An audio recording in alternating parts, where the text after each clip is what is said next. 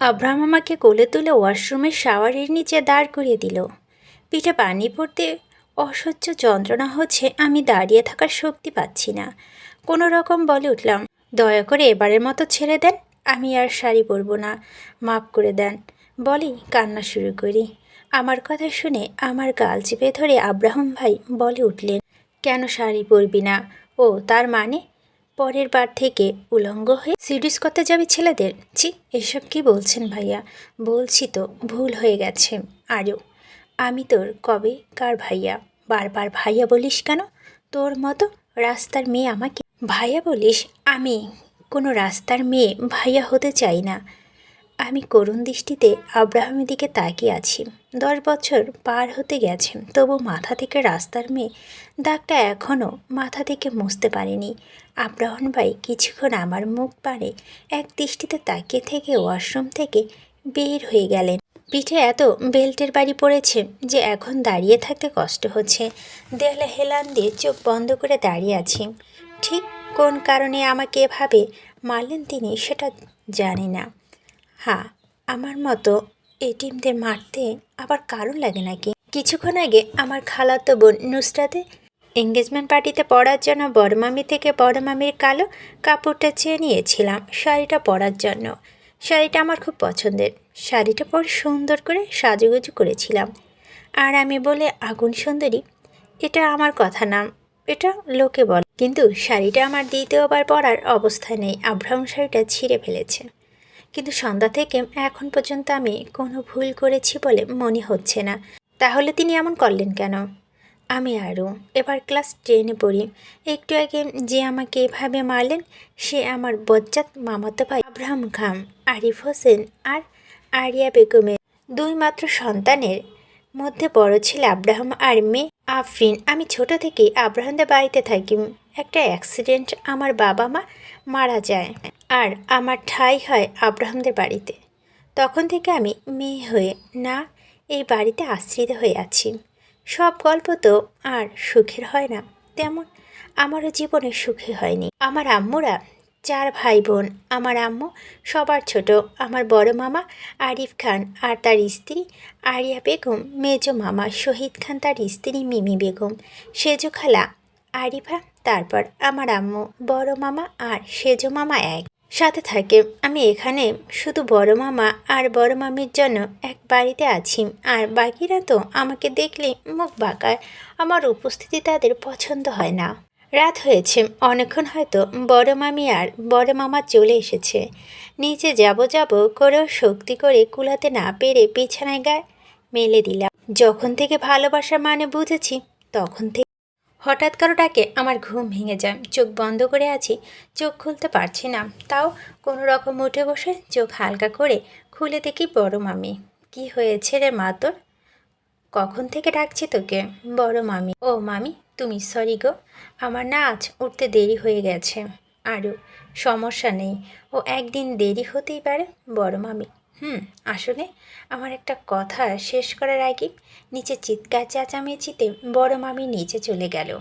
আমি কোনো রকম ফ্রেশ হয়ে বাথটাবটা চেঞ্জ করে একটা 3 পিস পরে নিচের দিকে দৌড় দিলাম। আরও নিচে গিয়ে দাঁড়াতে মেজো মামি আমার গালে একটা চড় মেরে আমাকে ধাক্কা মেরে নিচে ফেলে দিয়ে চিৎকার করে বলে উঠলেন, তোর সাহস কী করে হয় কাল পার্টিতে যাওয়ার? তোর এই চেহারা নিয়ে খুব দেমাক না? আমার ভাইয়ের ছেলের সাথে তোর কি, হ্যাঁ? নাকি জৈবনের জ্বালা মেটানোর জন্য ছেলে খুঁজছিস আর আমার ভাইয়ের ছেলেকে আলাভোলা ভেবে রূপের জালে ফাঁসাতে চাইছিস বলে আমার পেটে এক লাথি মারতে যায়। তখন বড় মামি মেজো মামিকে ধাক্কা দিয়ে সরিয়ে দেয়। মেঝে থেকে আমাকে তুলে বুকে জড়িয়ে নেয়। আমি তো হতবাক, আমি কি করব বুঝতে পারছি না। মেজো মামির কথা শুনে লজ্জায় আমার মরে যেতে ইচ্ছে করছে। আমার চোখ দিয়ে টপ টপ করে পানি গড়িয়ে পড়ছে। সকলে ড্রয়িং রুমে বসে আড্ডা দিচ্ছে। হঠাৎ মেজো মামি ফোনে একটা কল আসে। সেটা রিসিভ করার পর মামি জোরে জোরে চিৎকার করে আমাকে ডাকতে থাকে আর নিচে আসা মাত্রই আমার ওপর আক্রমণ করে। আমি চোখ তুলে সামনে তাকিয়ে দেখি সেখানে সকলে উপস্থিত, শুধু বড় মামা আর আব্রাহন বাদে। সকলে আমার মার খাওয়া আর বেইজ্জতি দেখে মজা নিচ্ছে। তোমার এত বড় সাহস আমাকে ধাক্কা মারো মেজো মামি? তোমার সাহস কী করে হয় তুমি ওকে এভাবে আঘাত করো?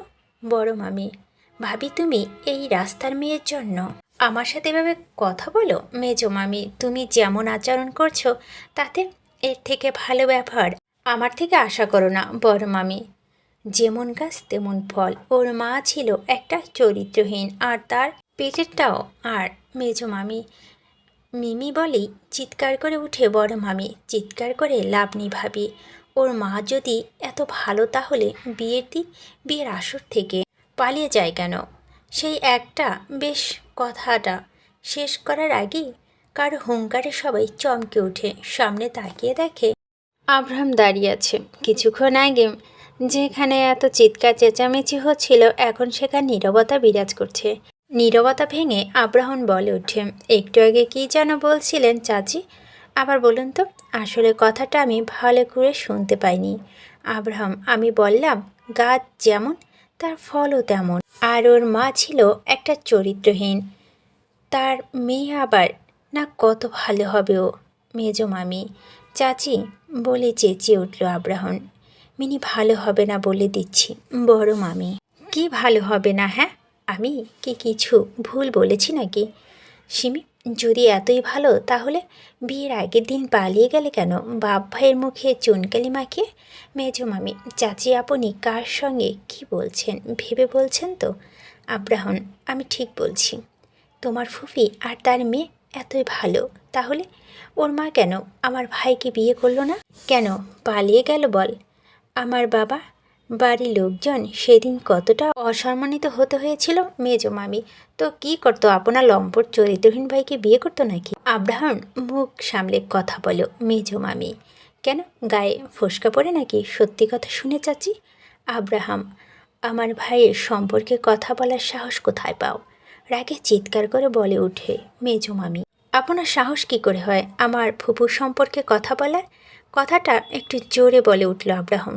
আব্রাহামের কথা শুনে সবাই কেঁপে উঠলেও আব্রাহাম যে রাগী আর বদমেজাজি ছেলে, সে আদৌ শান্ত হয়ে কথা বলছে তার মানে সে ভয়ঙ্কর রেগে গেছে। সে রেগে গেলে কেমন যেন শান্ত হয়ে যায়, যেমন ঝড় ওঠার আগে সব শান্ত তেমন। আর আব্রাহাম হলো ঠান্ডা মাথায় বাস দেওয়ার লোক।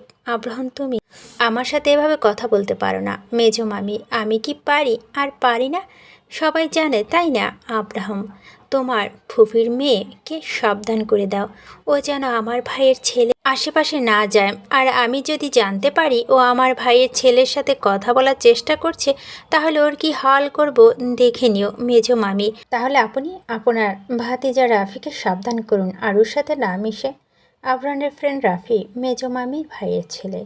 আব্রাহাম আমার সামনে এসে আমার গালে একটা চড় মেরে বলল, তোকে না বারণ করেছিলাম পার্টিতে যেতে, তাও কেন গেলি? হ্যাঁ, কেন গেলি বলে চেঁচিয়ে ওঠে। পুরুষালিত হাতের জ্বর খেয়ে আমার ঠোঁট ফেটে রক্ত পড়ছে। আর কাল রাতে মার সাথে সকালের মার, মেজো মামির কথা সব একসাথে নিতে না পেরে ওখানে মাথা ঘুরে পড়ে যায়। চোখে আলো লাগায়, চোখ মুখ কুচকে চোখ পিটপিট করে খুলে দেখে আমি আমার ঘরে দেওয়াল ঘড়ির দিকে তাকিয়ে দেখি বিকেল 3:30 বাজে। আস্তে আস্তে সকালে সব ঘটনা মরে পড়ে গেল। সেই সাথে বুকের যন্ত্রণা, বুকের ভিতরে যে ব্যথা করছে, নিঃশ্বাস বন্ধ হয়ে আসছে, চোখে অন্ধকার দেখছি। চোখ বুজে মাথাটা বালিশে এলিয়ে দিলাম। মনে মনে আল্লাহকে স্মরণ করছি। যার কেউ নেই তার আল্লাহ আছে। আল্লাহ ছাড়া আমার মতো এতিমদের কেউ ভালোবাসে না। 2 দিন আগে যখন খালামণি এর বাড়িতে আসে এঙ্গেজমেন্টের জন্য দাওয়াত দিতে, তখন আমাকে দেখে খালামণি আমাকে যেতে বলে পার্টিতে। খালামণি সবার থেকে আলাদা। সে আমাকে ভালোবেসে আপন করে নেয় না, আবার আমাকে দূরে সরিয়ে দেয় না। আমি মাঝে মাঝে খেয়াল করি খালামণি আমার দিকে এক দৃষ্টিতে তাকিয়ে থাকে। সবাই যখন শপিংয়ে যাওয়ার জন্য আমাকে ডাকে, বড় মামি তখন আব্রাহাম ভাইকে বলে, তুই কোথায় যাচ্ছিস না, সোজা নিজের রুমে গিয়ে পড়তে বস। এমন করেন কেন আব্রাহাম ভাইয়া? এই তোর সাহস তো কম না আমার মুখের ওপর কথা বলি? আব্রাহামও আসুক না আমার সাথে। বড় মামি, না মা, ও কোথাও যাচ্ছে না, ওর সামনে এসএসসি এক্সাম আর এখন ওর কোথাও যাওয়া হবে না। বড় মামি আমার গালে হাত দিয়ে বলে, থাক রে মা, জানিসও তো ও কেমন। ও যখন একবার না বলেছে তাহলে সেখানে আর হ্যাঁ হবে না। তোর কি লাগবে বলে আমাকে, আমি এনে দিব। আমি বললাম, আমার কিছু লাগবে না বলেই আমার রুমে এসে শুয়ে পড়লাম। সন্ধ্যার পর শপিং থেকে সবাই আসলো। যখন আমি আমার রুমে শুয়ে আছি, আমার রুমের পাশে আব্রাহন ভাই রুম।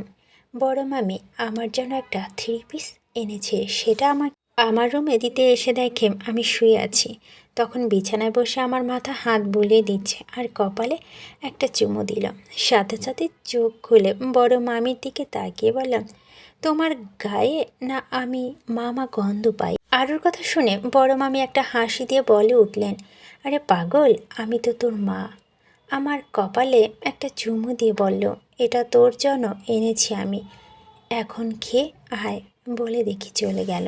রাতের খাবার টেবিলে বসে বড় মামু বলল, নুসরাত আপুর এঙ্গেজমেন্টের বাড়ি থেকে অনুষ্ঠান হবে। তখন আব্রাহন ভাই বলল, তা বেশ, এখান থেকে হোক না কেন, অনুষ্ঠান আরও যে পার্টিতে না যায় কেন? অনুষ্ঠানে আমি গেলে কি হবে? আমি যখন বলেছি তখন তুই যাবি না, গম্ভীর গলায় বলে উঠল আব্রাহন। আব্রাহন ভাইয়ের কথাটা শুনে আমার খুব মন খারাপ হয়ে গেল। আমার কেউ নেই তাই তারা এমন আচরণ করে। আচ্ছা, আমার যদি মা বাবা থাকতো তাহলে আমি কি মাহিমার মায়া আপুর মতো এত ভালোবাসা পেতাম? মায়া আরও মেজো মামির ছেলে মেয়ে। আব্রাহন ভাইয়ের কথা না শুনে আমি বড় মামি থেকে আমার পছন্দের শাড়িটা পরে পার্টিতে গিয়েছিলাম। তা যা কিছু হয়েছে সবই তো জানেন। এখন চোখ খুলে উঠে বসলাম, বুকে ব্যথাটা একটু কমেছে, কিন্তু ঘাড় টেনে ধরেছে, মাথাটা ঘুরছে। কাল রাত থেকে না খাওয়া আমি পেটের মধ্যে ইঁদুর দৌড় দিচ্ছে। আমি নিচে ড্রয়িং রুমে এসে দেখি কেউ নেই, সবাই নিজের রুমে। আমি ডাইনিং টেবিলে গিয়ে দেখি একটা প্লেটে খাবার রাখা আছে। সেটা টেবিলে বসে খাওয়া শুরু করলাম। খাওয়ার মাঝে ঘাড়ে কারো হাতের স্পর্শ আমার ভিতরটা কেঁপে উঠল।